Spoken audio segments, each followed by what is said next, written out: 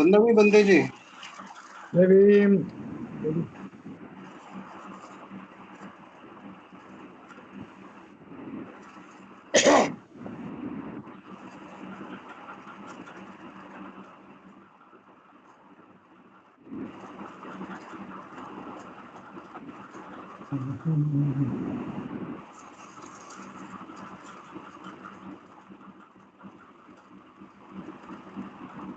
बंदे जी 8 वाजून 10 मिनिटांनी सुरू करतो. आता 17च लोक आहेत फक्त. बरं ठीक आहे ठीक आहे ठीक आहे. हा थोडासा लोकांना वेळ द्या. हो हो. हो.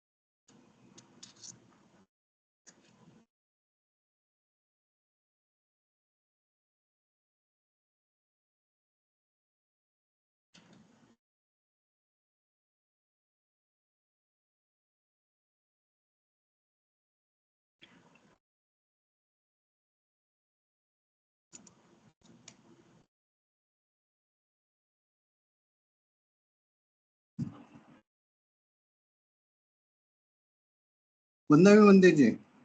हा जयवीर. जयवीन. 23 लोक झालेत आणि 8-10 झालेत. सुरू करूया. ठीक आहे ठीक आहे, करा सुरुवात करा. ओके.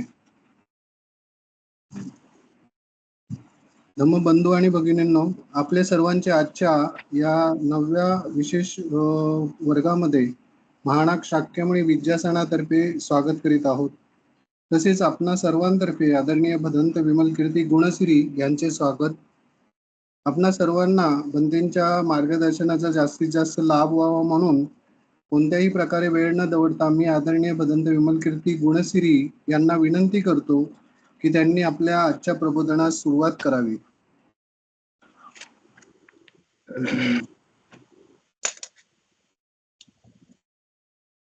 धम्मबंधू आणि भगिनींनो, आपण या वर्षाच्या कालावधीमध्ये एक अत्यंत महत्वाच्या उपक्रमाला हात घातलेला आहे. तो म्हणजे सर्वसामान्य माणसांच्या मधून, उपासक उपासिकांच्या मधून किमान प्राथमिक पातळीवरती धम्मप्रचार करण्याची क्षमता असणारे प्रचारक निर्माण व्हावेत, अशी जी बाबासाहेबांची इच्छा होती. आणि उपासक उपासिका त्यांना प्रचारक म्हणून घडवायचे होते, कारण मोठ्या प्रमाणात भिक्खू भिक्खुनी होऊ शकणार नाही त्या देशातले लोक, अशी त्यांची भावना होती. आणि म्हणून त्यांनी हा उपक्रम हाती घेतला होता. त्यासाठी बेंगलोरला सेमिनरी स्थापन करण्याचं त्यांनी निश्चित केलं होतं. जागाही मिळवलेली होती. ब्रह्मदेशच्या भिक्खू संघाकडे ते कामही सोपवलेलं होतं. आणि ही सेमिनरी ही चालवण्यासाठी ब्रह्मदेशचा भिक्खू संघ येऊन हे प्रशिक्षणाचं काम तिथे करणार होता. भिक्षूंना घडवणं, भिक्षुणींना घडवणं आणि उपासक उपासिका प्रचारक यांना निर्माण करणं.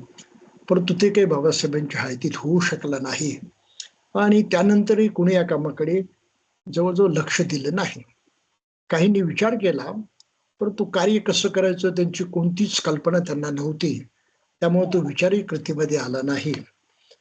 तर असं हे उपासकांच्या मधून धम्मप्रचार घडवण्याची अत्यंत गरजेची, अत्यंत तातडीची अशी जी बाब आहे, त्या बाबीला, त्या विषयाला आपण हात घातलेला आहे.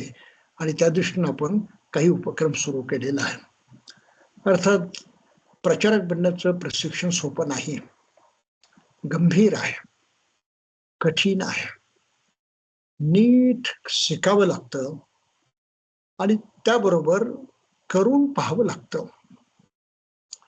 करण्याचा अनुभव आणि शिकण्यातून झालेलं आकलन या दोन गुणवत्तेच्या बळावरती धम्माचा प्रचार करता येतो, हे प्रखर सत्य आपण सर्वांनी लक्षात घेतलं पाहिजे. केवळ डिग्री असून चालत नाही, उपाधी असून चालत नाही, खूप माहिती असून चालत नाही. त्या माहितीला पुष्ट करणारं आचरण सुद्धा हवं असतं.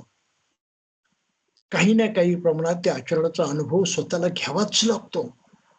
त्यातून जी खात्री पटेल ती पटवून घ्यावीच लागते. आणि अशी खात्री पटवून घेतली म्हणजे आपल्याला धम्मप्रचार करणं सोपं जातं. नवी आपल्या मनात ती भावना जागते. कोणाला उपदेश करावं, कोणाच्या कामी पडावं, कोणाला समजावून सांगावं, अशी एक फार मोठी इच्छाशक्ती उफाळून जो आपल्या मनामध्ये, आणि मनुष्य आपोआप प्रचारक बनतो. ही गंमत आहे खरं म्हणजे. पण जर या प्रक्रियेप्रमाणे घडलं तर तो स्वाभाविकपणे प्रचारक बनू शकतो, अन्यथा नाही. आणि ती प्रक्रिया आपण इथे सुरू केलेली आहे. आणि म्हणून ह्या एकंदरीत धम्माचं स्वरूप, बाबासाहेबांचा विचार, त्यांना या देशामध्ये काय करायचं होतं, ती अपेक्षा, हे सारं पाहत पाहत आपण मागच्या वेळेस एका महत्वाच्या मुद्द्यावरती येऊन पोहोचलो होतो. आणि तो आपण लक्षात घेतला होता की धम्माची सुद्धा दोन वेगवेगळी अंग आहेत. एक पारमार्थिक अंग आहे, ज्यामध्ये मनुष्य जन्म मरणाच्या फेऱ्यातून मुक्त होतो. त्याला म्हटलंय अर्हत होणं, जीवनमुक्त होणं, बुद्धत्व प्राप्त करणं.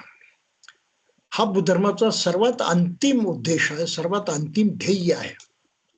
ते पारमार्थिक आहे. व्यावहारिक नाही, व्यवहाराच्या पलीकडे जाणार आहे. व्यावहारिक अनुभवाच्या, जीवन जगण्याच्या पद्धतीच्या, आकलनाच्या, समजण्याच्या पलीकडे जाणार आहेत. आणि त्यासाठी खडतर प्रयास करावे लागतात, साधना करावी लागते मनाची. कारण मनाच्या माध्यमातून ते साध्य होतं, दुसरं कुठलं माध्यम नाही. म्हणून खूप साधना करावी लागते, मन एकाग्र करावं लागतं. एकाग्रतेच्या पातळीतून एक एक एक एक एक पायरी करत करत 12 पायऱ्या गाठवाव्या लागतात. ते प्रत्यक्ष समुपदेशनाचं तत्व आपण मागे थोडक्यात काही लक्षात घेतलं, फार काही शिकण्याची ती आवश्यकता नाही. तांत्रिक आहे ते. मुख्य मुद्दा शिकला किंवा बाकीचं फार खोलात जाण्याची गरज नाही. ते असंही वाचून कळतं, तसे वाचून कळतं. आणि दुसरं अंग जे बुद्ध धर्माचं आहे ते सामाजिक आहे, व्यावहारिक आहे. की मनुष्य जीवात जीव असताना, जगत असताना, संसार करत असताना अधिकाधिक सुखी कसा होईल, त्याचं अधिकाधिक कल्याण कसं होईल, अधिकाधिक त्याला सुख कसं लाभेल, या पद्धतीची जी शिकवण आहे ती शिकवण बुद्धानं तेवढ्या ताकदीनं दिली. बाबासाहेबांचं तर असं म्हणणं आहे की बुद्धानं यावरती सर्वात जास्त जोर दिला, व्यावहारिक गोष्टीवर. आम जनता, सर्वसामान्य मनुष्य करू शकेल आणि ते केलं तर त्याचं हित होईल, सुख होईल, अशा प्रकारची भावना स्वतः बुद्धानं बाळगली होती आणि त्या पद्धतीनं उपदेश केला होता. आणि बाबासाहेबांनी त्यावरती जोर दिलेला आहे की बहुजन हिताय बहुजन सुखाय, या 2 शब्दामधून बुद्धानं आपला धम्म आम जनतेसाठी प्रामुख्यानं शिकवला. ही गोष्ट सिद्ध होते. मग त्यातून ज्यांना बुद्धत्व प्राप्त करायचं, अर्हत बनायचं, जीवनमुक्त व्हायचं, त्यांचा मार्ग मोकळाच होता.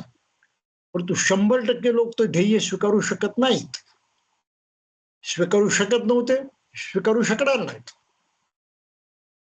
परंतु व्यावहारिक जीवन सुखी व्हावं, समाधानी व्हावं, याची मात्र आज त्याची ओढ प्रत्येक माणसाला असते. म्हणून जास्तीत जास्त लोक ह्या ओढीनं धम्माचं आचरण करतील आणि आपलं व्यावहारिक जीवन अधिक समृद्ध करण्याचा, सुखी समाधी करण्याचा प्रयत्न करतील. ही बाबासाहेबांची भूमिका आहे, तीच बुद्धाची भूमिका होती. म्हणून बुद्धानं बहुजन हिताय बहुजन सुखाय असं म्हटलं. आणि बाबासाहेबांनी काय म्हटलं की या कारणामुळं बुद्धानं पंचशील शिकवलं. पंचशील कोणाला लागू होतं? जास्तीत जास्त उपासकांना. ज्यानं घरदार सोडलं, दुसऱ्याच्या भिक्षेवरती जगतो, त्याला प्राण्याची हिंसा करून काही अन्न मिळवण्याची गरज होती का? विनाकारण त्यांची भांडण्याची काही गरज होती का? त्याला काही चोरी करण्याची गरज आहे का? दुसऱ्याचं मागून खातो, चोरी करण्याची तरी काय गरज आहे? बरं, घरदार संसार सोडला, मनुष्य समाजातूनच बाजूला झाला, त्यामुळे दुराचार करण्याचाही प्रश्न निर्माण होत नाही. आता खोटं स्वार्थासाठी बोलावलं तो स्वार्थ शिल्लक तर खोटं तरी कशाला बोलेल तो? आणि मग पिणं खाणं वगैरे या गोष्टी, ह्या तर व्यवहाराबद्दल सामान्य टाकाऊ गोष्टी आहेत, त्याची तरी कशाला नादी लागेल? म्हणून यावरून स्पष्ट होतं की पंचशील आम जनतेला लागू होतं, प्रत्येक माणसाला लागू होतं. आणि बुद्धानं त्यावरती जोर दिलेला आहे. तुम्ही बुद्ध धम्म संघाचा स्वीकार केला तर तुम्हाला पहिलं पालन करावं लागतं पंचशिलाचं, त्याशिवाय बौद्ध जीवन मार्गात प्रवेश होत नाही. तीच गोष्ट बाबासाहेब म्हटले अष्टांगिक मार्ग बुद्धानं शिकवला. अष्टांगिक मार्गामध्ये काही अंग अशी आहेत की जी भिक्षूला लागूच होत नाही. उदाहरणार्थ सम्मा आजीव, सभ्य आजीविका, योग्य प्रकारे आपली जीवनयापन करा. मुळातच दुसऱ्याकडून भीक मागून जगतोय, दुसऱ्यापासून वस्त्र घेतोय, दुसरा देईल आश्रय तिथे राहतोय, त्याला उपजीविका कमवण्याचा सवालच येत नाही ना. कशाला करत बसेल तो? तर या पद्धतीनं विचार जर केला तर बाबासाहेबांचं म्हणणं अगदी अचूक आहे. आणि म्हणून त्यांनी धम्माची व्याख्या काय केली की धम्म हा मूलतः सामाजिक आहे, तत्वतः सामाजिक आहे. आणि त्याचं सामाजिक महत्व लक्षात घेऊनच आम जनतेनं धम्माकडे बघितलं पाहिजे आणि त्याचा वापर करून घेतला पाहिजे. ही बाबासाहेबांची जी भूमिका होती ती आपण बघितली आणि त्यामधूनच मग महायान हिनयान हे निर्माण झालेले आहेत. तर त्यामध्ये तात्विक भांडण काय आहे? बुद्ध धर्मामध्ये जे पंथ आहेत, संप्रदाय म्हणतो आपण, त्यांचा मतभेद फक्त आचरणाच्या पद्धतीपुरता आहे. काय करायचं कसं करायचं याच्यामध्ये फक्त फरक आहे. पण कोणी चार आर्य सत्य नाकारली नाही, कोणी बुद्ध धम्म संघ त्रिरत्नांना नाकारलेलं नाही, कोणीही शील समाधी प्रज्ञेला नाकारलेलं नाही, कोणी पतित समुत्पलाला नाकारलेलं नाही, कोणी 10 परिज्ञाला नाकारलं नाही, कोणी अर्हतपद प्राप्त करायचं म्हणजे जीवनमुक्त व्हायचं, निर्वाण प्राप्त करायचं त्याबद्दल मतभेद नाही. एकाही विषयाबद्दल बौद्धांच्या मध्ये आपापसामध्ये तेढ नाही, मतभेद नाही, विरोध नाही. सर्व शिकवण सर्वांना मान्य. फक्त फरक कुठे पडला? असं करायचं की तसं करायचं. मग थोड्याच लोकांनी साधना करायची आणि अर्हत्व प्राप्त करायचं म्हणजे तेच बौद्ध, आणि जे अर्हत्व प्राप्त करणारे ते काही बौद्ध नाहीत असं नाही. काही सामान्य मनुष्य करतो. बुद्धाच्या काळामध्ये बुद्धानं 2 प्रकारच्या दीक्षा दिल्या. घरत्याग केला, त्यांना त्यांनी भिक्खू भिक्खूनी म्हटलं, आणि त्यांना तो बुद्धत्वाचा आदर्श सांगितलं की तुम्ही या आदर्शाच्या मागे लागा, त्यासाठी हे करा, गृहत्याग करा, नाही त्याची गरज नाही. आणि नसेल त्या आदर्शाच्या मागे लागायचं, आणि तो आदर्श जरी मिळवायचा असेल तर घरात राहूनही तुम्हाला मिळवता येतो, परंतु जीवन मात्र भिक्षू सारखं जगावं लागेल. गृहत्याग फॉर्मली करण्याची गरज नाही. आणि बुद्धाच्या काळात असे अर्हतपदाला पोचले उपासक सुद्धा होते, उपासिका सुद्धा होत्या. म्हणून बुद्ध धर्मामध्ये परस्पर जे काही संप्रदाय आहेत ते एकमेकाच्या विरोधात नाही. म्हणून कुठल्याही बौद्धानं बुद्ध धर्मातल्या कुठल्याही संप्रदायाला नावं ठेवू नयेत, त्यांना विरोधी मानू नये, त्यांची निंदा करू नये किंवा ते चुकीचं आहे असं म्हणू नये. हे पहिलं लक्षात ठेवा. त्याची फार आवश्यकता आहे. कारण माझ्या पाहण्यात सगळीकडे ते लोक नाही त्याच्यावरती तंडत बसतात. अरे ते महायानी आम्हाला नको वगैरे बोलत, आणि ते असंच आहे ते आम्हाला नको वगैरे बोलत, हा तो भ्रष्टाचार आहे असं म्हणून. अरे बाबांनो, नीट अभ्यास करा, जरा खोलात जा, आणि बुद्ध धर्मामध्ये हे कसं निर्माण झालं तो इतिहास समजून घ्या. तत्वज्ञानात खोलात जावं लागतं, खोलात, त्याशिवाय कळत नाही ते वरवरचं. म्हणून बाबासाहेबांनी आपल्या ग्रंथामध्ये कुठलाही वाद निर्माण केलेला नाही. त्यांनी बुद्धाची मूळ शिकवण जे ती योग्य पद्धतीने मांडलेली आहे, आणि त्या मार्गाने जाण्यास आपल्याला प्रोत्साहन दिलेलं आहे. आता एवढं लक्षात घेतल्यानंतर आणि इतरही काही विषय पण आतापर्यंत लक्षात घेतल्यानंतर आपण आज बुद्ध धर्माच्या गाभ्यात शिरणार आहोत. बुद्ध धर्माचा गाभा, गाभ्याला हात लावणार आहोत. बुद्ध धर्माचा गाभा काय आहे? 4 आर्य सत्य.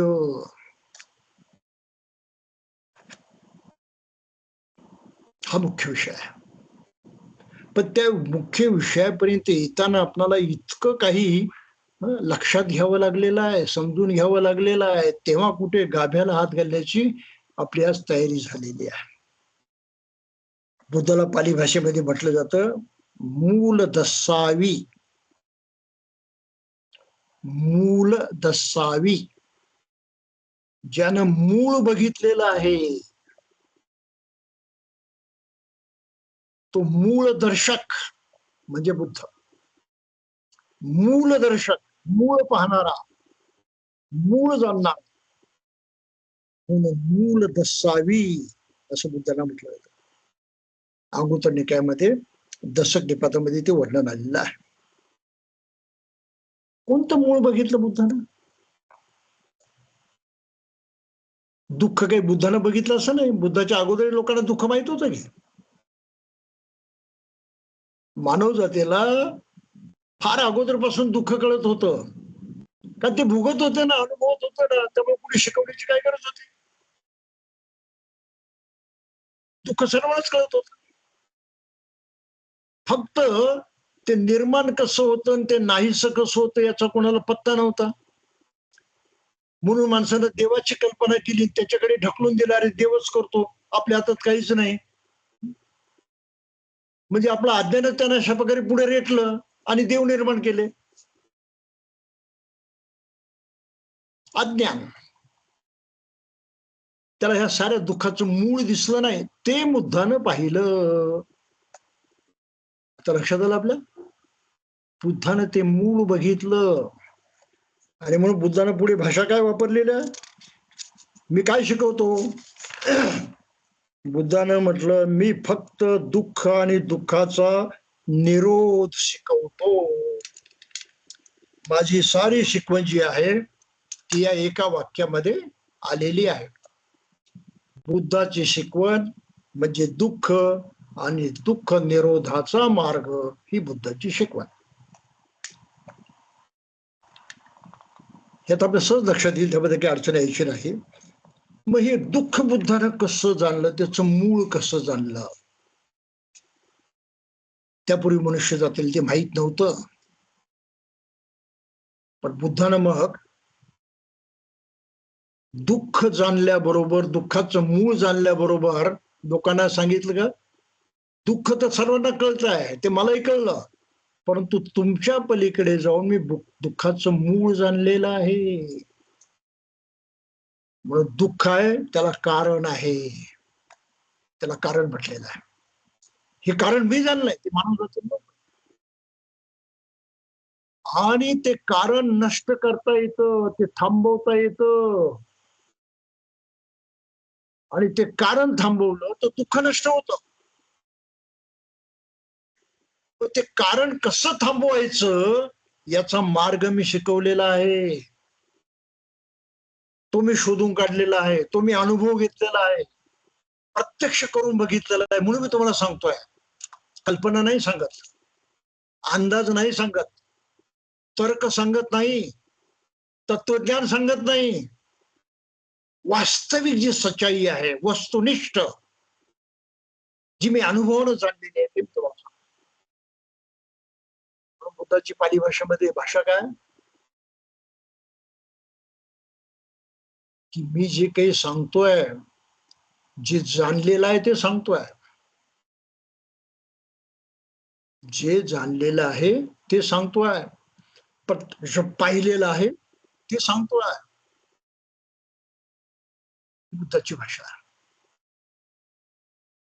फार गंभीर भाषा आहे, ती फार आत्मविश्वासाची भाषा आहे, खात्रीची भाषा आहे, ठाम विश्वास आहे की असंच आहे, आणि ते बुद्धानं लोकांच्या पुढे मांडलं.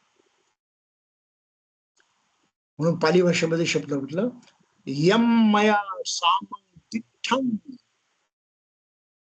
यम मया, जे मी सामं तिठ्ठं, प्रत्यक्ष समोर बघितलं, तम हं वदामी, ते मी तुम्हाला सांगतोय. प्रत्यक्ष मी समोरासमोर बघितलंय, प्रत्यक्ष मी अनुभवलेला आहे, ते तुम्हाला सांगतो. हा बुद्धाचा आत्मविश्वास आहे. अंदाज नाही इथे, तर्क वितर्क नाही इथे, कल्पना नाही इथे, प्रत्यक्ष ठोस अनुभव आहे. आणि पुढे जाऊन बुद्धानं सांगितलं की ज्या अर्थी तुमच्याजवळ मन आहे, प्रत्येकाजवळ, प्रत्येक माणसाजवळ मन आहे, आणि त्या मनामुळेच मला ही करू शकलो आहे, तर तुम्ही सुद्धा आपल्या मनाचा आम्ही जसा वापर केला तर तुम्ही सुद्धा दुःखमुक्त व्हाल. आणि नाही दुःखमुक्त झालं तर या जीवनात तरी सुखी नक्कीच व्हाल. तुमच्या हातामध्ये आहे ते. हा जो बुद्धाला विश्वास होता, हा विश्वास आपणाला धम्म कोणाला शिकवत असताना त्याच्यामध्ये निर्माण करावा लागतो. तेव्हा मनुष्य धर्माकडे आकर्षित होतो, तेव्हा तो बौद्ध बनू इच्छितो. त्याला पटलं पाहिजे, त्याला कळलं पाहिजे, त्याच्या मनात बिंबलं पाहिजे, ही त्यातली महत्वाची गोष्ट आहे. आणि मग याच्या पुढे जाऊन बुद्धाने आणखी एक मजेशीर गोष्ट सांगितली. बाबा रे, मग दुःखाची सुरुवात कुठून होते? कुठे तर त्याचं उगमस्थान असेल ना, कुठे ना कुठे त्याची जन्म भूमी असेल ना. कुठे आहे ते? दुःख काय आकाशातून येतं का जमिनीतून उत्पन्न होतं? कुठे ना कुठे ते उत्पन्न होत असलंच पाहिजे. कुठे उत्पन्न होतं ते? आणि त्यावरती बुद्धानं एका वाक्यात सांगितलेला आहे, 3 शब्दातच सांगितलं. दुःख कुठून निर्माण होतं यासाठी पाली त्रिपिटकामध्ये दशोत्तर धम्म नावाचं एक प्रकरण आहे दीर्घ निकायमध्ये.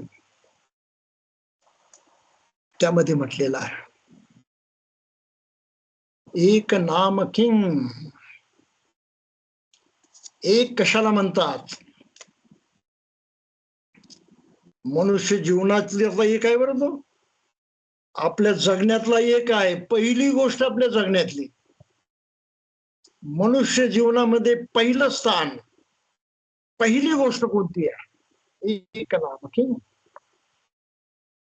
आणि मग उत्तर दिले बुद्धानं, सब्बे सत्ता आहारा तिष्ठती.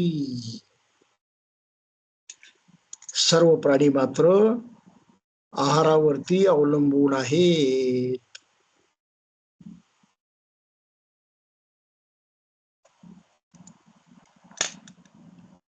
मनुष्य जीवनातली सुरुवात आहे ती.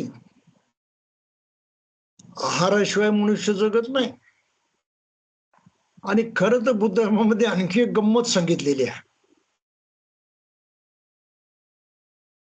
मनुष्य अन्न खातो, ते बरोबर आहे ना?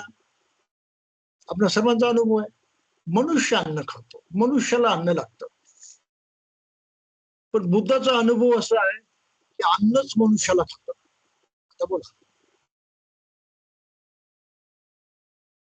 खरी हकीकत अशी आहे की अन्न माणसाला खातं आणि त्यातून दुःख निर्माण होतं, ज्याचा माणसाला पत्ताच नाही.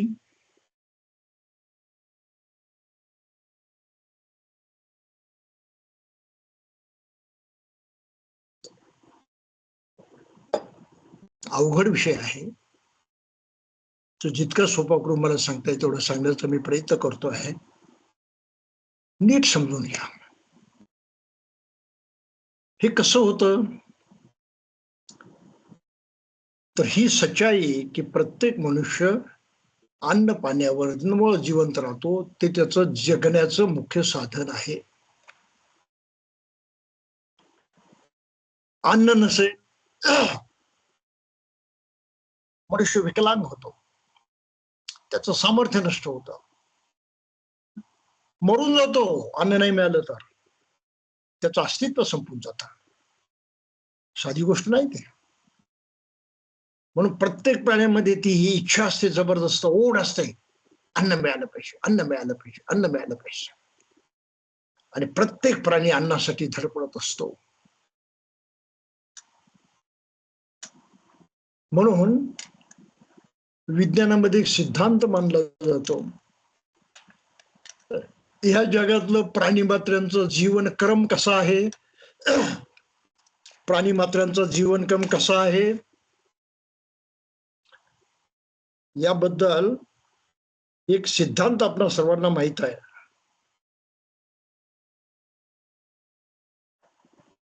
कोणता सिद्धांत आहे? जीवो जीवस्य जीवनम, जीवो जीवस्य जीवनम. जीवच दुसऱ्याचा जीव घेऊन जगतो, प्राणी दुसऱ्या प्राण्याला गिळंकृत करून जगतो. थोडक्यात प्राणीच एकमेकांचे भक्ष बनतात. बाकीच्या गोष्टी तर आहेतच आहेत, परंतु अधिकांशपणे प्राणीच प्राण्याला खाऊन जगतात. प्राणीच प्राण्याचं अन्न. हा सृष्टीतला एक नियम आहे. प्राणी मात्र जीवनाची ही एक सच्चाई आहे, ती आपण लक्षात घेतली पाहिजे. तर अशा तऱ्हेनं मनुष्य प्राणी आहारावरती अवलंबून आहे, हे जे बुद्धानं म्हटलेलं आहे तेवढंच आज आपण लक्षात घेण्याचा प्रयत्न करणार आहोत, म्हणजे आपल्याला मूळ समजून येईल. मग बुद्ध धर्मामध्ये आहार 4 प्रकारचा मानलेला आहे. पहिला प्रकारचा आहार म्हणजे आपण जे काही दररोज अन्न पाणी खातो, अन्न खातो, पाणी पितो, त्याला आहार म्हटलेला आहे. पाली भाषात कबलिंकारो आहारो, कबलिंकारो आहारो, कवळीक आहार. कवळीक म्हणजे पदार्थ, पदार्थाच्या स्वरूपात मिळणारा आहार. आणि या आहारावरती मनुष्य जगतो, याबद्दल काहीही शंका असण्याचं कारण नाही. परंतु दुसरा आहार बुद्धानं सांगितलेला आहे. एवढाच आहार नाही, तेवढ्यावरती जगतो अशातलं नाही. तिथं पहिली गोष्ट झाली, प्राथमिक गोष्ट झाली. एवढी गरज भागली म्हणजे माणसाचं आहार घेणं बंद झालं असं नाही होत. पोटभर जेवला की आता त्याला आहाराची गरज राहिली नाही असं नाही होत. तरी त्याचं आहार घेणं चालूच राहतं. पोटभर जेवला तरी आहार घेणं चालूच राहतं, ते थांबत नाही. ही तर खरी मख्खी आहे, ही तर गंमत आहे. हे रहस्य, हे सत्य आहे. जे कोणाला माहित होते बुद्धाने शोधून काढलं. कबलिंकारो आहारो, कौलिक आहार जो आहे तो तेवढ्या तात्पुरता आहे. 4-5 तासांत तुम्हाला परत लागेल, पण तोपर्यंत तुम्ही निवांत होता. वारंवार घ्यावा लागतो, खरी गोष्ट आहे, पण काही काळ तरी तुम्ही निवांत राहता. आहार घेण्याची तुम्हाला गरज नसते. परंतु दुसरा जो आहार आहे तो मात्र तुम्ही कायम 24 तास घेत राहता. ही गंमत आहे. प्रत्येक मनुष्य 24 तास आहार घेत असतो, खात असतो. आणि म्हणून म्हटलं आहे की मनुष्य आहार खातो, मनुष्य अन्न खातो की अन्न माणसाला खातं. 24 तास तुम्हाला खावं लागतं. त्या अन्नाशिवाय तुमचं भागत नाही, तुम्हाला ते कळतच नाही. आणि हा जो आहार म्हटलं जातं त्याला म्हटलंय फस्स आहारो. फस्स म्हणजे स्पर्श. स्पर्शरूपी आहार कायम चालू राहतो, क्षणभरही थांबत नाही. त्यावरती मनुष्य जगतो. मग स्पर्श कशा कशाने होतो ते मागच्या वेळेस आपण बघितलेलं आहे. चक्षुंनी स्पर्श होतो बाहेरच्या जगाशी, वस्तू, पदार्थ आपल्याला दिसतात. स्पर्श झाला त्यांच्याशी, नजरेनं स्पर्श झाला. परंतु त्यातून अन्नही मिळालं. जेव्हा आपण एखाद्या वस्तूकडे पाहतो ते आपल्याला आवडले की मनामध्ये लोभ निर्माण होतो, पाहिजे पाहिजे पाहिजे. आहार झालं. नको नको नको, आहार झालं. ते रूप तुम्हाला खायला निघालं, तुम्ही टाळू शकत नाही. पसंत नसेल तुम्ही नाकारता, टाळू शकत नाही. म्हणून डोळ्यानं जे जे काही दिसलं त्यामधून जी काही इच्छा निर्माण झाली की पाहिजे पाहिजे पाहिजे, नको नको नको, तुम्ही आहार घेतला. ती घेण्याची प्रक्रिया तुमची चालू राहिली, संपली नाही. त्याचा मनावरती परिणाम होतो, सुखदायक किंवा दुःखदायक किंवा असुखदायक दुःखदायक. त्या परिणामापासून तुम्ही सुटत नाही. आणि याचं रहस्य काय आहे तर त्या दशोत्तर धम्मसूत्रामध्ये बुद्धानं म्हटलं द्विनाम किम. हे दोन कोणत्या गोष्टी आहेत त्यात म्हटलं नामंच रूपंच, की मनुष्य दोन गोष्टींचा बनलेला आहे. त्यात जो शरीर आहे, त्यात जो मन आहे. नाम म्हणजे मन, रूप म्हणजे शरीर. ह्या दोन्हींच्या अस्तित्वामुळं हे आहाराची भानगड सुरू झाली. शरीराला पाहिजे, मनालाही पाहिजे. शरीर आणि मनच नसतं तर आहार घेण्याची काही गरज नसतो. नीट लक्षात घ्या. म्हणून स्पर्श आहार आहे. डोळ्यांनी पाहून मनुष्य आहार घेतो, कानांनी ऐकून आहार घेतो, मधुर संगीत असेल तर पाहिजे, धरून ठेवतो, घेत घेत राहतो, नको असेल तर नाकारत राहतो, पण ते सुटत नाही, सोडवण्याचा प्रयत्न करतो, दूर होण्याचा प्रयत्न करतो, पण ते चिकटतच, ते काही येण्या आल्याशिवाय राहतच नाही, अडकला तुम्ही त्याच्यामध्ये. नाकानं गंध घेता, जिभेनं चव घेता, शरीरानं स्पर्श अनुभवता. ह्या 5 अंगाने मनुष्य जगतो आणि या 5 अंगाने जगाशी ज्याचा संपर्क येतो त्या स्पर्शामधून त्याला ह्या आहाराची प्राप्ती होत असते, त्याची मानसिक स्थिती बनत असते, लोभ देश वगैरेच्या काही भावना आहेत त्या निर्माण होत असतात. हे खाद्य मिळाल्यामुळं, हा आहार मिळाल्यामुळं मनामध्ये एवढं सारं काही निर्माण होत असतं, पण त्यामुळं भरून जात असतं, पुष्ट होत असतं, मोठं होत असतं, शक्तिशाली बनतं. त्यात दुर्गुण येतात, सद्गुण येतात, चांगलं येतं, वाईट येतं. किती प्रचंड साठा होतो मनामध्ये, त्याची गणतीच करता येत नाही, हिशोबच करता येत नाही. 24 तास ते चालू असतं. झोपला तरी स्वप्नाच्या रूपानं 5 इंद्रिय काम करतात आणि तुमच्या मनाला अन्न पुरवठा करतच राहतात. अतिशय भयंकर अशा प्रकारचा आहार आहे आणि हा आहार प्रामुख्यानं दुःखाचं मुख्य कारण मानलेलं आहे. दुःखाचं मूळ इथे आहे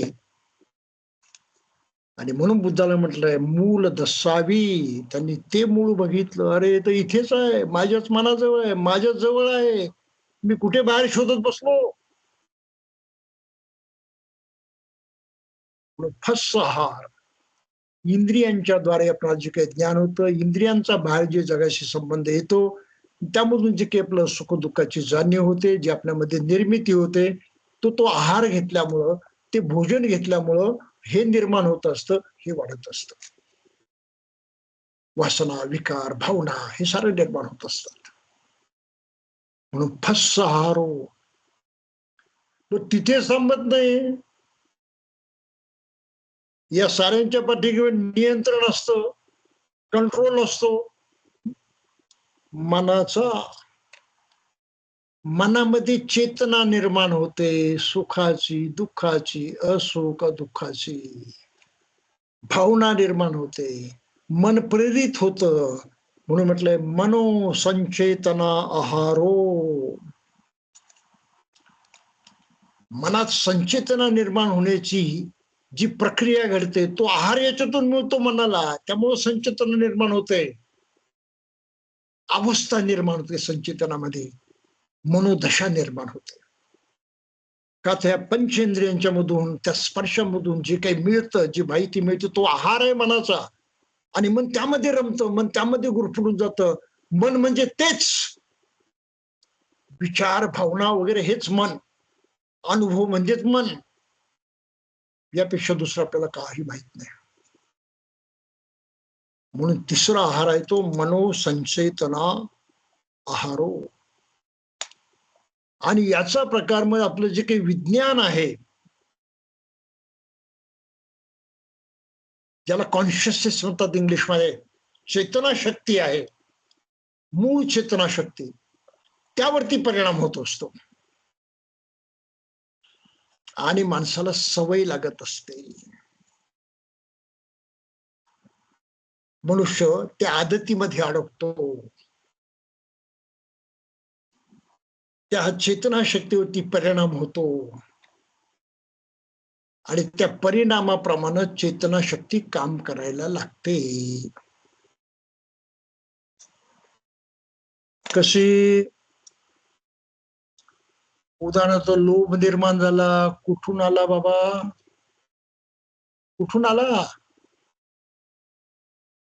प्रत्येकाच्या मनात असतो एवढंच आपण समजतो. आपण त्या मनात तरी कुठून आला तो? तर मनाची जी चेतना शक्ती आहे, ज्याला मनोविज्ञान म्हटलेलं आहे, विज्ञान म्हटलेलं आहे पालीमध्ये, त्यामध्ये आहे ते सारं. आणि मागच्या वेळेस आपण बघितलं होतं की मनामध्ये बीज असतात, कुशल कर्माची ना कुशल कर्माची. त्या बीजाला पाणी दिलं की ती बीज फावून वरती येतात. हे आलंय विज्ञान. मागच्या वेळेस आपण लक्षात घेतलं होतं. ते विज्ञान इथे काम करतं. आणि त्यामध्ये तो मनुष्य मेला की चेतना शक्ती पुन्हा नव्या जन्मामध्ये प्रवेश करते आणि माणसाचा नवा जन्म होतो. कशामुळं? हे सारे अनुभव घेऊन हे गाठोडं बांधूनच जातो. आणि म्हणून माणूस जन्मास आल्यावरती त्याचा स्वभाव बनतो. आणि एक वैज्ञानिक सत्य लक्षात घ्या, एकाएकी आपल्याला पटत नाहीये, आपण कबूल करत नाही, पण त्याला सायंटिफिक प्रूफ आहे, वैज्ञानिक पुरावा आहे. तो पुरावा कोणता? प्रत्येक माणसाचा स्वभाव वेगळा असतो. का? एका आई बापाच्या पोटी जन्मास आलेली पोरं खरं म्हणजे त्यांच्यासारखी दिसायला सुद्धा पाहिजेत, नाही दिसत. त्यांच्यासारखी ही त्यांची मानसिकता सुद्धा पाहिजे, नाही दिसत. मग दोन पोरं आहे, एकाच आई बाबाचे, दोघांची तरी मानसिकता एकसारखीच पाहिजे, नाही. प्रत्येक जन्मासला मनुष्य वेगळा स्वभाव घेऊन जन्मास येतो. हे खरं आहे की खोटं आहे? हे जर खरं आहे तर आपल्याला ते खरं म्हणून कबूल करावं लागेल. आणि हे का होतं हे आपल्याला कळत नाही, हे अज्ञान सुद्धा आपल्याला मान्य करावं लागेल. उगीच मी पुनर्जन्म मानत नाही, त्याच्यावरती विश्वास ठेवत नाही, अशी घोषणा करून पळवाट काढता येत नाही बंधूंनो. ही पळवाट आहे, टाळाटाळ आहे ती. एक तर सत्याला समोर जा, सामना करा, प्रत्यक्ष जाणा. आणि हेच बुद्धानं सांगितलं. माझी शिकवण कशी राहण्याची? ये आणि बघ. बुद्धानं आमंत्रण दिलं आपल्याला, चॅलेंज दिलंय. मी तर म्हणे ये ही पश्चथ, ये बाबा आणि बघ, पश्चथ बघ. कसं बघ? पश्चतं वेदितब्ब, प्रत्यक्ष आजमावून बघ, प्रत्यक्ष करून बघ. करून बघितलं तुझी खात्री पटणारच, याची मला खात्री आहे. पण तू करून न बघण्याच्या फंदामध्ये लागलीच म्हणतो की मला हे मान्य नाही, मला ते मान्य नाही. हे अज्ञान आहे बाबा, त्याच्यामध्ये काही विशेष नाही. म्हणून प्रत्येक माणसानं बुद्धाच्या धम्माचा शिकवणीचा विचार करत असताना, आणि बुद्धानं आत्मा नाकारला पण पुनर्जन्म आहे असं सांगितलं, याचा विचार करताना आपल्या अज्ञानाची अगोदर दखल घ्यावी लागते की माझी योग्यता आहे का ते समजण्याची. माझी तेवढी तयारी आहे का हे जाणण्याची? मी करून बघितलंय का? आजमावून बघितलंय का?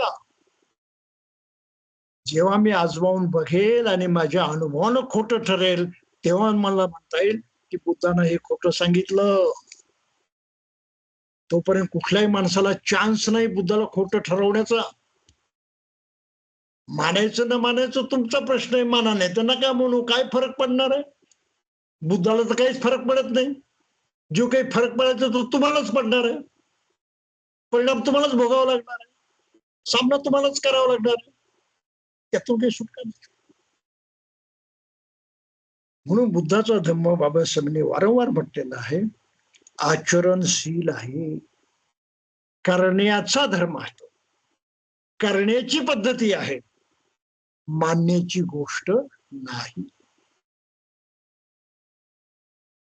काही लक्षात आलं आपलं? मानण्याची गोष्ट नाही, करण्याची आहे. थोडस जरी कळलं तर तेवढं करा, तर ते धम्मजीवन. खूप कळलं पाहिजे मग आम्ही करू, त्यासाठी थांबण्याची काही गरज नाही. थोडस जरी कळलं तर करा ते. तेवढा तरी बुद्धावरती विश्वास ठेवा. आणि बुद्धाने प्रत्यक्ष सत्य जाणलेलं आहे. माझी ती कुवत नाही, माझी योग्यता नाही, मला तिथपर्यंत पोहोचणं फार कठीण आहे, पण जे काही थोडंस मला कळलंय ते तर मी करून बघेल. हा धम्मजीवन स्वीकारण्याचा मुख्य भाग आहे. त्यासाठी दीक्षा घ्यावी लागते. हा निश्चय करणं, ही प्रतिज्ञा करणं, ही मानसिकता आपली घडवणं आणि त्याप्रमाणे जिद्दीनं जगण्यास सिद्ध होणं, यासाठी प्रतिज्ञा करावी लागते. त्याला म्हणतात धम्मदीक्षा. आणि यासाठी माणसाला तयार करावं लागतं, त्याला समजावं लागतं, त्याला पटवावं लागतं, त्याला ज्या पद्धतीनं पटेल त्या पद्धतीनं सांगावं लागतं. नाना प्रकारे आपली कसोटी लावावी लागते, आपल्याला जास्त कष्ट करावे लागतं दुसऱ्याला शिकवताना. म्हणून धम्मप्रचार सोपं काम नाही. मग अशा प्रकारे माणसाला जो आहार मिळतो चारही प्रकारे, त्यामधून त्याच्या मनामध्ये वासना विकार निर्माण होतात, तो त्याला धरून बसतो आणि त्या धरून बसण्याचा परिणाम होतो, त्याला उपादान म्हटलेलं आहे आपण. आणि मग पुढच्या घटना घडतच राहतात. आता ही जी दुःख निर्माण होण्याची कल्पना आहे, म्हणजे वस्तुस्थिती आहे, सत्य आहे, कुठे आला याच्यामध्ये आत्मा? दिसला गो कुठे आत्मा? संबंधच नाही. आत्मा ही नुसती कल्पना आहे. ही जी प्रक्रिया आहे, जी प्रोसेस मी आपल्याला सांगितली, या प्रक्रियेमध्ये कुठला घटक आला का एखादा, कुठली वस्तू आली का एखादी, कुठलीच आलेली नाही.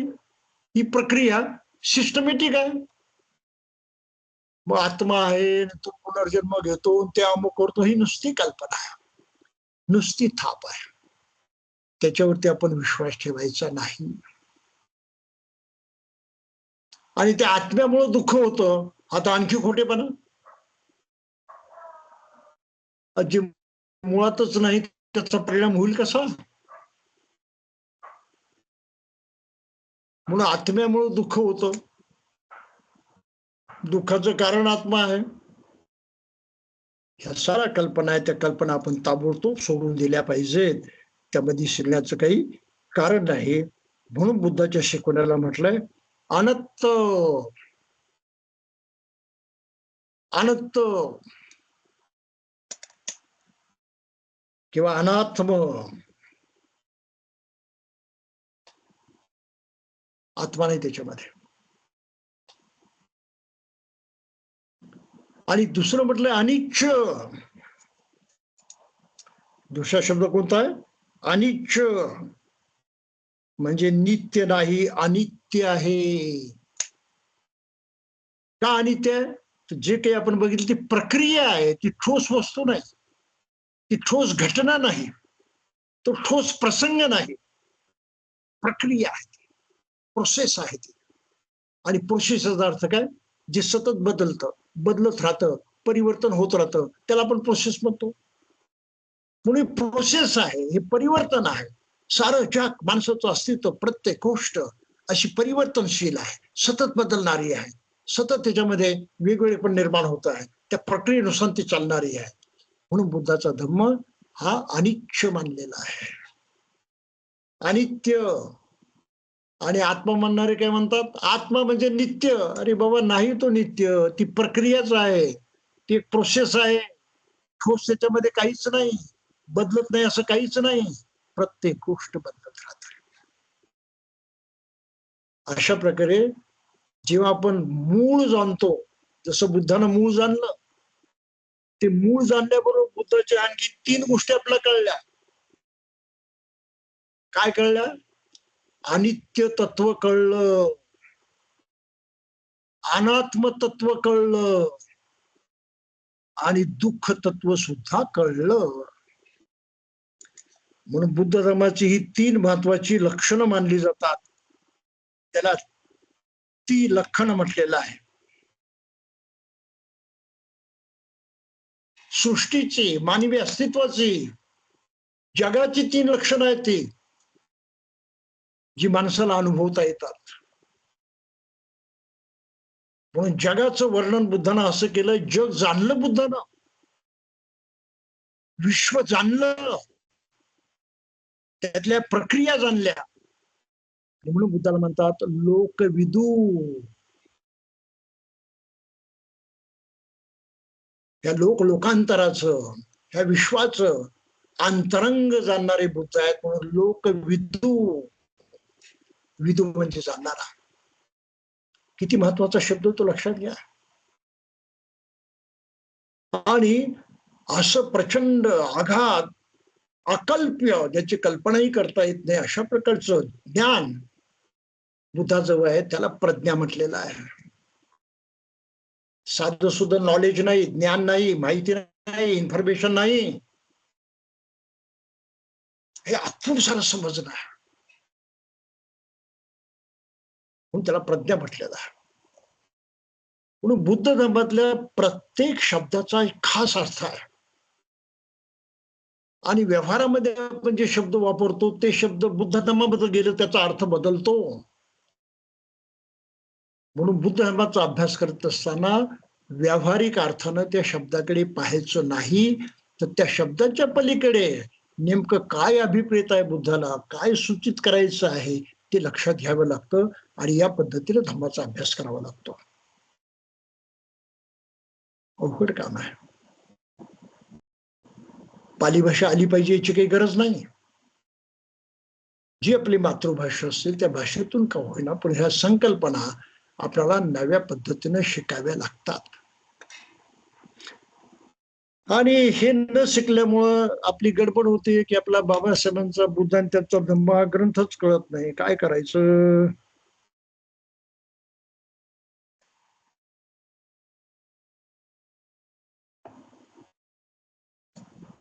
आहे ना अडचण. म्हणून मनुष्य 4 प्रकारच्या आहाराच्या मागे लागतो ना, त्यापासून त्याची सुटका होत नाही. हे त्याचं वर्तमान जीवनातील दुःख आहे. बोला आता. दुःख दुःख दुःख असं बुद्धानं म्हटलंय. का म्हटलं? हे वर्तमान जीवनाचं दुःख आहे. 24 तास सोडत नाही तुम्हाला. आणि अन्न हे बुद्धानं रूपक म्हणून वापरलेलं आहे. म्हणून त्यांनी पहिल्या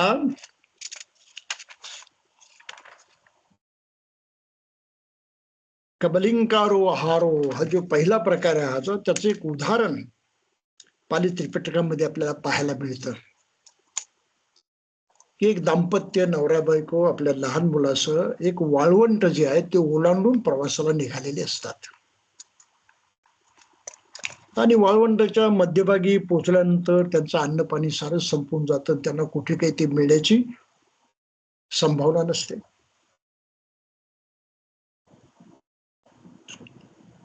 पण अन्नाशिवाय मनुष्य जगू शकत नाही, आपल्याला माहित आहे. मग तो नवरा म्हणतो बायकोला, तू आणि तुझं बाळ,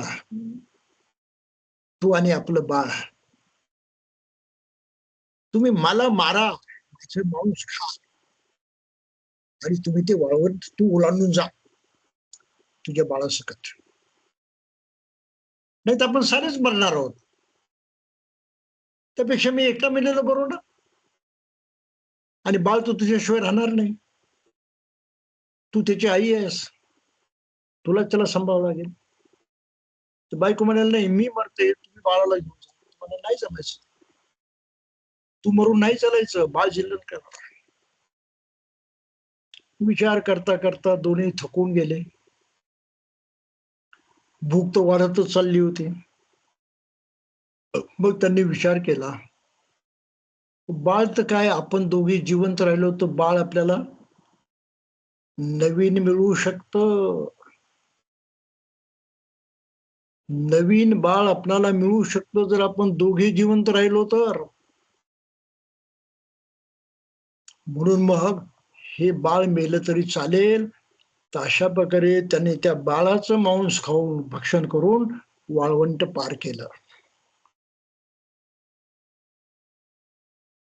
अन्नासाठी मनुष्य काहीही करू शकतो, जगण्यासाठी काहीही करू शकतो. हायस्कूल असताना मी अमेरिकेतल्या एका प्रयोगाची माहिती वर्तमानपत्रात वाचलेली होती. मग कुठल्या मासिकात काहीतरी वाचलेली होती. शास्त्रज्ञांनी अमेरिकेत प्रयोग केला होता.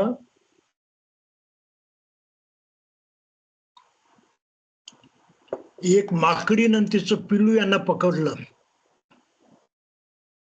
त्यांना हौदामध्ये बांधून ठेवलं त्या माकडीनेला, आणि त्या हौदामध्ये त्यांनी हळूहळू पाणी सोडायला सुरुवात केली. खाली पायाला पाणी लागल्याबरोबर त्या माकडीनं पटकन पिलाला उचलून घेतलं, आपल्या पोटाशी धरलं. पाणी वाढायला लागलं, उठून बसले, मुलाला आपल्या खांद्यावरती घेतलं. परत वाढायला लागलं, उभी राहिली. असं करता करता तिच्या नाकात तोंडात पाणी जायला लागलं. तोपर्यंत तिनं आपल्या बाळाला डोक्यावरती बसवलेलं होतं धरून.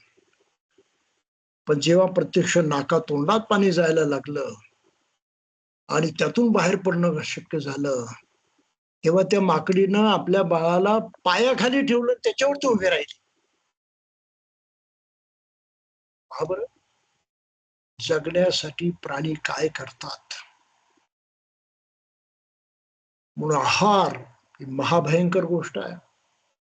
बुद्धानं म्हटलंय तो परम रोग आहे, भयंकर रोग आहे. कसा रोग आहे? परमा चिकित्सा परमा रोगा.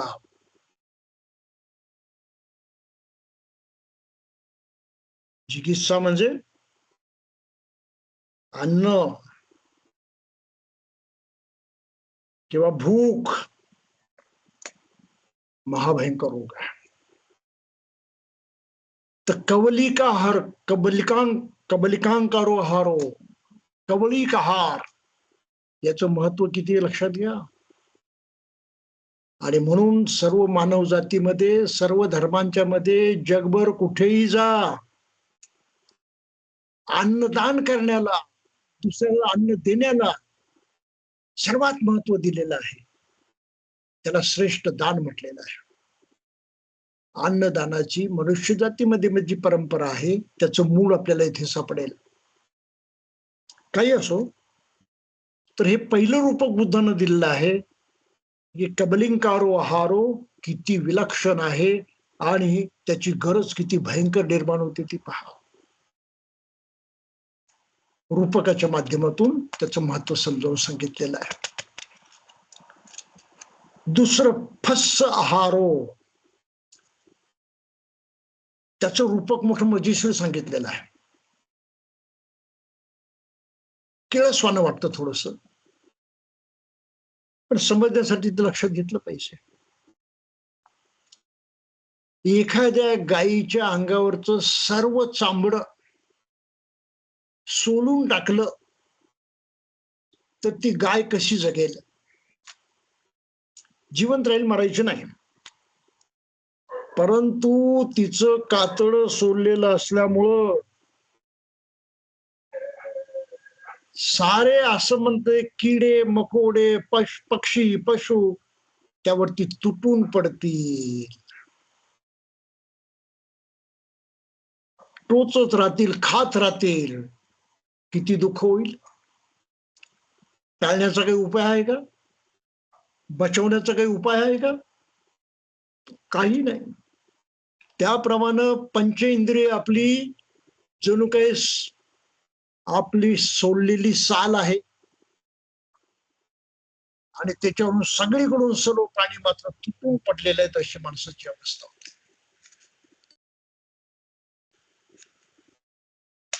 म्हणून बुद्धानं इंद्रिय निग्रह सांगितला, शिलांचं आचरण सांगितलं. इंद्रियांना आवरा. इंद्रियांना आवरणं म्हणजे शिलांचं पालन करणं.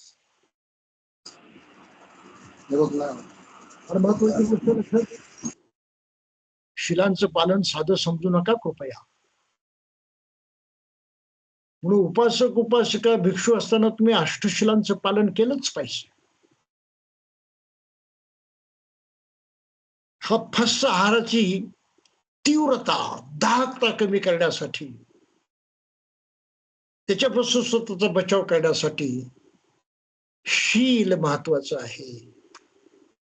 म्हणून बुद्ध धर्मामध्ये शील हा पाया मानला जातो धार्मिक जीवनाचा. त्या पायावरती तुमचं धम्म जीवन उभं राहतं. शिलाशिवाय धम्म नाही. म्हणून शिलाची अवहेलना करणारे, शिलाला कमी लेखणारे, शिलाच्या बाबतीमध्ये कॉम्प्रोमाइज करणारे आणि दुराचाराला प्रोत्साहन देणारी जी काही माणसं आहेत, धम्माच्या नावानं किंवा धर्माच्या नावानं असं वागणारी, ती किती टाकाऊ माणसं आहेत लक्षात घ्या. किती भयंकर धोकादायक आहे ते लक्षात घ्या.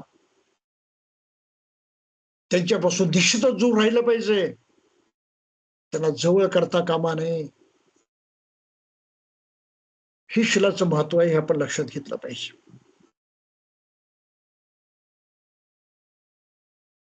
आणि दुसरं, वेदना पश्चात अन्न असं म्हटलंय. वेदनेमधून तृष्णा निर्माण होते. आता आपल्याकडे तो वेळ नसल्यामुळे त्या साऱ्या खोलामध्ये काही जाऊ शकत नाही मी. पण ते रूपक लक्षात ठेवा की आपली पंचेंद्रिय तृष्णा निर्माण करतात आणि ते बाहेरून अशा स्पर्शामुळे जी काही माहिती आपल्याला येते, जे काही फिडिंग होतं आपल्याला, जो काही आहार मिळतो आपला, त्या आहारामुळं आपली चेतनाशक्ती प्रभावित होते आणि आपण कायम त्याच्या मागे पळत राहतो, ज्यातून दुःख निर्माण होतं.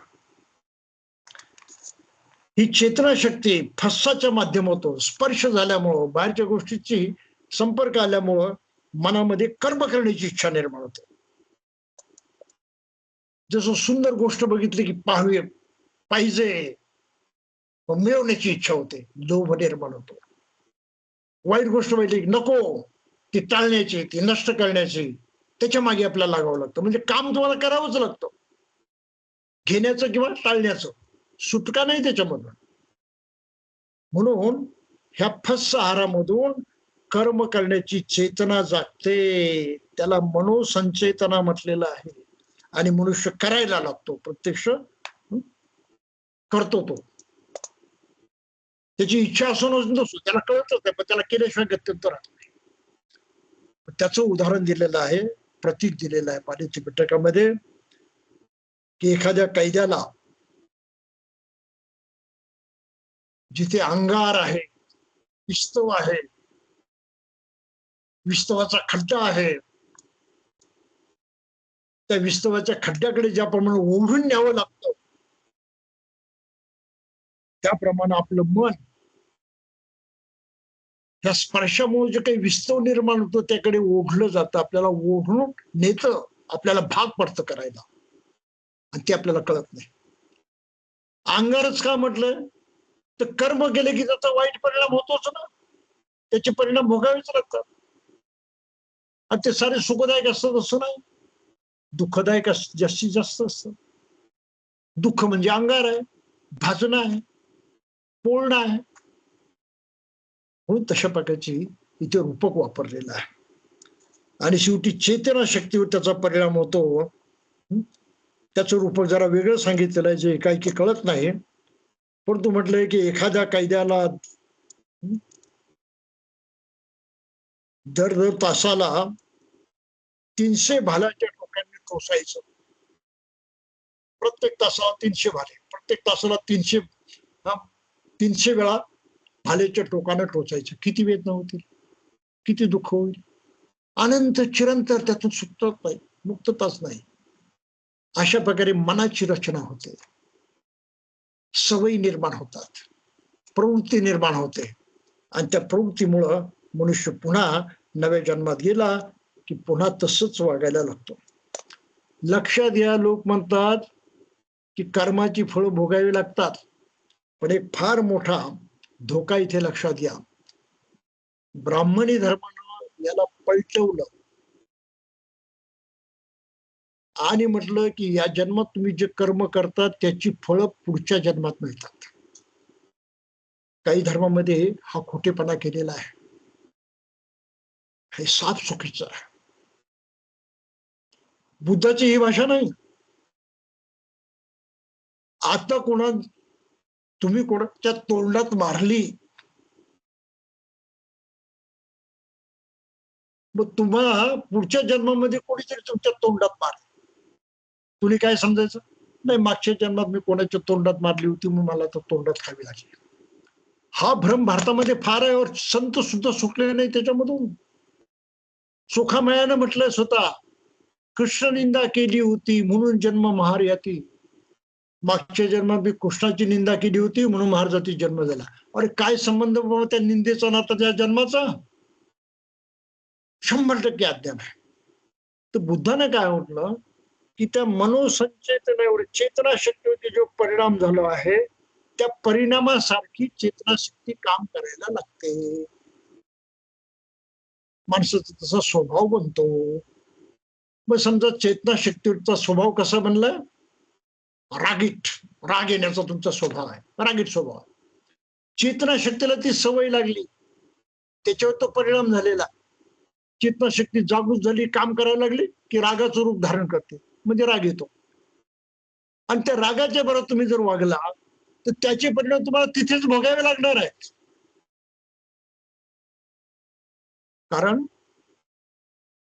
कारण विश्वाचा नियम आहे, जिथे कारण घडतं तिथेच परिणाम होतो. मी माझ्या दारामध्ये आंब्याचं झाड लावलं आणि गावामध्ये माझ्या शेतामध्ये आंब्याचं झाड येऊन त्याला फळं येतील असं होणार आहे का? तो विश्वाचा नियम नाही. कार्यकारण भाव जोडलेले असतात एकमेकांशी घनिष्ठ. जिथे कारण घडतं तिथेच परिणाम होतो. जे लोक म्हणतात की या जन्माचे परिणाम पुढच्या जन्मात भोगावे लागतात तर मागच्या जन्माचे आता भोगावे लागतात, हे 100 नाही 1000 पण खोट्या. यावरती आपण अजिबात विश्वास ठेवता कामा नये, ही कृपया लक्षात घ्या. फार महत्वाचा मुद्दा आहे तो. म्हणून बुद्धाने शेवटी काय ठरवलं, काय शिकवलं? हीनं धम्मं न सेवेय. जी हीन आहे, दुःखदायक आहे, कष्टदायक आहे, चांगलं नाही, ते करू नका, तसं वागू नका. प्रमादेन न संवसे, प्रमाद करू नका. धर्माच्या विरोधात वागू नका, अपराध करू नका. मिच्छा दिठ्ठिं न सेवेय. कुठल्या प्रकारची गलत धारणा, गलत विश्वास, चुकीची दृष्टी ठेवू नका, त्यापासून दूर राहा. न सया लोकवठ्ठनो, की ज्यामुळे आपला वारंवार पुनर्जन्म होत राहील, त्या प्रक्रियेमध्ये पडू नका, त्याच्यामध्ये पडू नका. म्हणून धम्म जीवन जगण्याचा प्रयत्न करा. जर धम्म जीवन यथार्थपणे आपण जगलो तर आपण याच जन्मामध्ये त्या जन्म मृत्यूच्या फेऱ्यातून सुद्धा मुक्त होतो आणि बुद्धाचा तो अंतिम आदर्श जो आहे तो प्रत्यक्षात अनुभवतो, ज्याला निर्वाण म्हटलेला आहे. तर निर्वाण प्राप्तीपर्यंतचा हा जो काही बुद्ध शिकवण्याचा आढावा आहे तो असं बारकाईने थोडासा लक्षात घ्यावा लागतो.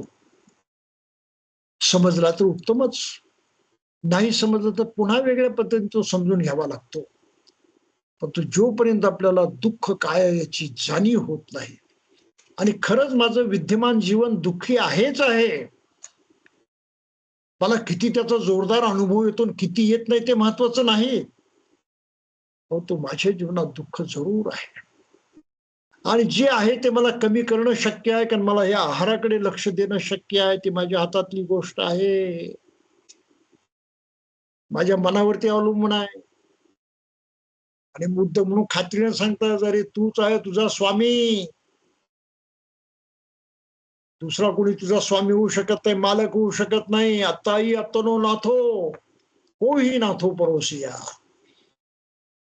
आत्तनाव सुदंतेन, जर तू स्वतःला अशा प्रकारे नीट घडवलंस, तुझी जडणघडण तू नीट सांभाळलीस, आत्तनाव सुदंतेन नाथो लभती दुर्लभम. तू तुझ्या स्वतःचा अद्वितीय स्वामी बनशील, तू बुद्ध बनशील, तू अरहत बनशील, तू दुःख मुक्तोस. बुद्ध धर्माची ही प्रारंभापासून शेवटपर्यंतची जी काही सत्य शिकवण आहे ही प्रत्यक्ष अनुभवण्याची गोष्ट आहे. आणि त्यासाठी बाबासाहेबांची भूमिका काय होती? दीक्षा घ्या, प्रतिज्ञा करा, प्रतिज्ञापूर्वक याप्रमाणे वागण्याचा प्रयत्न केला तर तुमच्या जीवनाला काही अर्थ आहे, तुमचा बौद्ध बनण्याला काही अर्थ आहे. म्हणून जन्मानं बौद्ध म्हणणं किती खोटेपणा आहे लक्षात घ्या.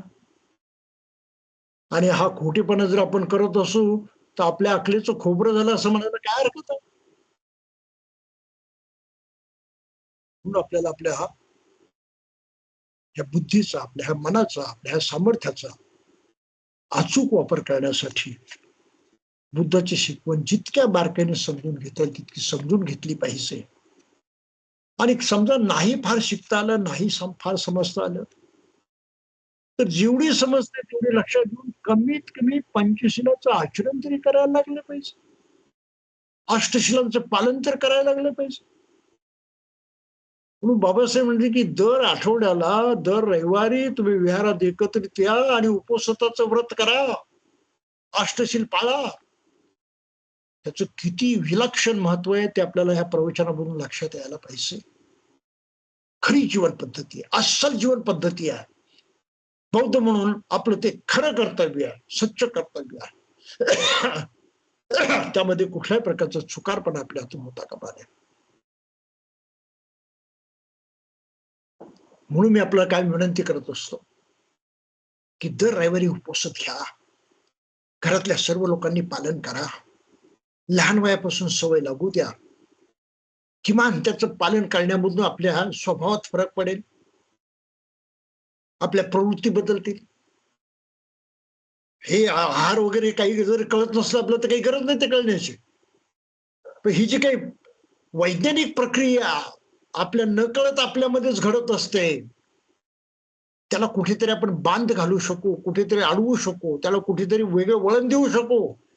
आणि ते वळण देणं आपल्याला फक्त शिलांचं आचरण करण्यामधून शक्य आहे.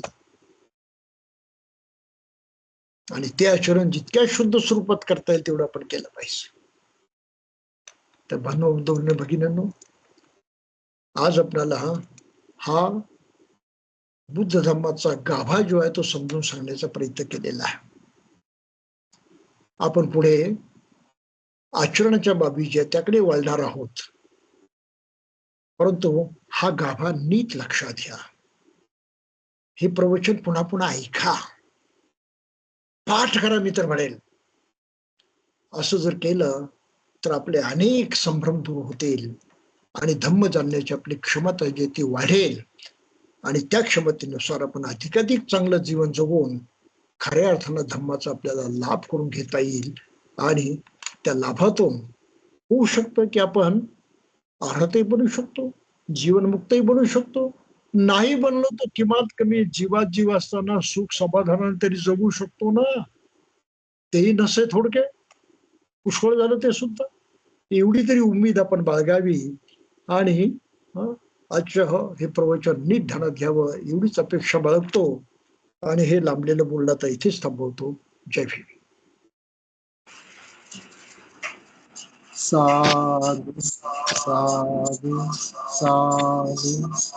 धन्यवाद बंतेजी. आज आपणास खूप गहन अशा धम्माचं बंतेजींनी खूप सोप्या रीतीने उलगडा करून सांगितलेला आहे. आणि त्यातून आपल्यालाही बरंचसं स्पष्ट झालं असावं असं मला वाटतं. बंतेजींनी आपल्याला एक सूचना पण केली आहे की हे सांगितलंय की दर रविवारी 8 वाजता उपोषण धरण्यासाठी जे उपोषण धरणार असतील त्यांच्यासाठी लिंक पाठवली जाते. आणि बंतेजी स्वतः दर रविवारी 8 वाजता उपोषण सील देतात. तर प्रत्येकाने उपोषण सील घेऊन उपोषणाचं पालन करावं. त्यातून आत्ताच बंतेजींनी सांगितल्याप्रमाणे आपल्याला खूप चांगल्या रीतीने त्याचा फायदा होऊ शकतो. त्यातून आपल्याला अनेक बौद्ध धर्मातले काही गोष्टी उलगडल म्हणजे स्पष्ट होऊ शकतात. तर पुन्हा एकदा मी आपल्या सर्वांच्या तर्फे बंतेजींचं अनुमोदन करतो. अनुमोदामी बदंत, अनुमोदामी बदंत, अनुमोदामी बदंत. धन्यवाद बंतेजी. मी मोहन कुशलवर्धन यांना विनंती करतो की त्यांनी काही सूचना असतील तर सांगाव्यात आपल्या 12 तारखेच्या आणि इतर. मोहनजी. हा, तर आपला जो कार्यक्रम आहे 12 तारखेला, त्या 12 तारखेच्या कार्यक्रमाविषयी आपण सर्वांनी विष्णुदास भावे या वाशीला विष्णुदास भावे सभागृहामध्ये उपस्थित राहायचं आहे. पंथीजी तिथं आपण ज्यांना ज्यांना धम्मदीक्षा घेणार आहेत त्यांना धम्मदीक्षा देणार आहेत. आणि त्याचबरोबर विजयादशमीचं किंवा धम्मविजय दिनाचं महत्वही पंथीजी त्या ठिकाणी आपण सर्वांना सांगणार आहेत. तर आपण सर्वांनी त्या कार्यक्रमामध्ये उपस्थित राहावं अशी ही एक सूचना होती. उपस्थिताची सूचना सुनीलजींनी सांगितलेली आहे. त्याचबरोबर जुईनगरला जो आपला प्रत्येक शनिवारी वर्ग होतोय त्याही वर्गाला ज्यांना ज्यांना शक्य आहे त्यांनी जुईनगरला सेक्टर 23 मध्ये प्रत्येक शनिवारी संध्याकाळी तिथं वर्ग होतोय त्या वर्गाला उपस्थित राहावं. एवढ्या सूचना होत्या. बंतीजींचं मी धन्यवाद आभार मानतो. आणि सुनीलजी पुढे तुम्ही बोला. धन्यवाद मोहनजी. पुन्हा एकदा सर्वांचे आभार मानून मी कार्यक्रम संपला असं जाहीर करतो. थँक्यू. वंदा मी बंतेजी. ओके. जय भीम. जय भीम. बंतीजी जय भीम. जय भीम. जय भीम. जय भीम. सुखी बंतीजी हो. बंद केलं का? हा, हा, बंतीजी मोहन बोलतोय. बोला. बंतीजी मुंबईला कधी येण्याचं आहे नियोजन? मी काल रात्री 12 वाजता म्हणजे परवा रात्री 12 वाजता पुण्यात आलोय. बर. काल माझा एक अर्ध्या दिवसाचा कार्यक्रम इथे झाला हो हो हो. आणि आणखी मला 1-2 दिवस थांबावं लागेल. बर. पण आता एक अडचण अशी आहे की नागपूरहून मुंबईला पुस्तकं आलेली नाहीत. हो नाही आहेत. हो ती त्याचसाठी. पुस्तकं पुण्याला पोहोचलेली आहेत. बर बर बर. हा. त्यामुळे मला आता मुंबईला येताना पुस्तकं बरोबर घेऊन यावं लागेल. हो हो हो हो. आली. आणि ते 3 बॉक्स आहेत. हो. तर ते घेऊन जर मी काय तर कर्जतला जाऊ शकत नाही. एवढं कर्जतला सामान घेऊन. जुईनगरला यायला पाहिजे. म्हणून मला सरळ मुंबईला यावं लागेल. हो हो. मी केव्हा येऊ आता तुम्ही ठरवा. उद्या परवा 1-2 दिवसामध्ये. बंतीजी आपल्या सोयीनुसार या दिवशी निघतोय म्हणून सांगा या गाडीने. मग आम्ही कसं निघताय त्याप्रमाणे आम्ही पनवेल स्टेशनला थांबू किंवा कसं तुम्ही येताय त्याप्रमाणे आम्ही सीबीडी ला थांबू. मी एसटीने येणार. एसटीने मला हा. लगेच आणता येईल. हा. फक्त ते नेण्यासाठी तुम्ही मुंबईमध्ये उपस्थित असलं हो, पाहिजे. कुठपर्यंत मग मी सांगा ते. पनवेलला जर येणार असाल तर आम्ही पनवेल मध्ये थांबतो. हा, पण मला मुक्कामही मुंबईलाच करावं लागेल ना. हो. बंतेजी जर 3 बॉक्स आहेत तर तुम्ही ओला करूनच या ना डायरेक्ट. हा, ओला करून आलात. हो हो. हा, पण 3 ओला करून कुठे यायचं, कोणत्या ठिकाणी? सीवूडलाच यायला पाहिजे बंतीजी. हा, सीवूडला यायला पाहिजे. सांगा. असं नाही, कुठे न्यायचं? बॉक्स माझ्याकडे ठेवायचे हो. मग सीवूडला येऊन मग निघूया ना. ड्रॉप सीवूडला बंतीजींना भेटू. शिवडला सोपं आहे का हो हो. हायवेला? मला 12 तारखेचा कार्यक्रम वाशीला आहे. हा. हे सारं सामान तुम्हाला नंतर वाशीला न्यावं लागणार आहे.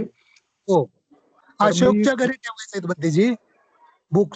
ते बॉक्स जे आहे. किती ठिकाणी ठेवणार आणि किती ठिकाणी हे करणार? अच्छा अच्छा. माझी सोपी सूचना अशी आहे हा, की बर बर आतापर्यंत आपण जे करत आलेलो आहे, बर. 1-2 दिवसामध्ये सारं घेऊन जुईनगरला आलं तर तिथून सोयीचं पडणार नाही का? चालेल चालेल तसं चालेल बंतीजी. नागपूरकडे इतक्या लांब जा आणि तिथून परत घेऊन या. हा, नाही राहू दे ना. तुम्हाला श्रीनगरला चालेल. तुम्ही फक्त पण त्याची कधी निघताय ते सांगा. मग त्याप्रमाणे आम्ही तुम्हाला ज्या ठिकाणी तुम्ही असाल त्या ठिकाणी येऊन भेटतो. म्हणजे तिथून घेऊन जाता येईल आपल्याला. पनवेलला आणलं तर तुम्हाला आणखी कुठे ते न्यावंच लागणार आहे. हो हो हो. चालेल चालेल चालेल. मग जुईनगरला चालेल. एवढी ओढाताण तिथे मुंबईमध्ये करण्यापेक्षा हो हे हो हो सोयीचं आहे. हो. चालेल मग बंतीजी. तुम्ही विचार करा, मला सांगा.